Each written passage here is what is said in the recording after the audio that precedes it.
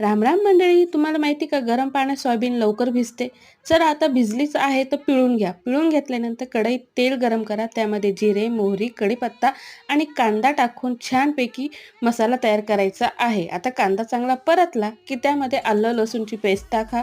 घरातले सगळे मसाले काढा. धणेपूड, काळा मसाला, लाल तिखट, गरम मसाला आणि आमचूर पावडर, हळद, हिंग आणि चवीनुसार मीठ. त्यानंतर यामध्ये टाकायचा चिंचेचा घोळ म्हणजे भिजवलेली चिंचेचं पाणी. गूळ टाकायचा. हे आंबट आणि गोडचं प्रमाण तुम्ही कमी जास्त करू शकता. भिजवलेली सोयाबीन यातच टाकायची. ती काय आपल्याला बाजूला ठेवून द्यायची नाही. आता या ठिकाणी तुम्ही रेसिपी थांबवू शकता, पण या मसालेदार सोयाबीनला तुम्हाला ग्रेव्ही हवी असेल तर यामध्ये काय करायचं, 2 चमचे गव्हाचं पीठ पाण्यामध्ये टाकून ते पाणी यामध्ये टाकायचं. छानपैकी खळखळून एक उकळी येऊन द्यायची आहे. त्यानंतर तुमची ग्रेव्ही तयार. बघा, चायनीज खाणारे जे बाहेर पडतात ना, त्यांना हे देऊन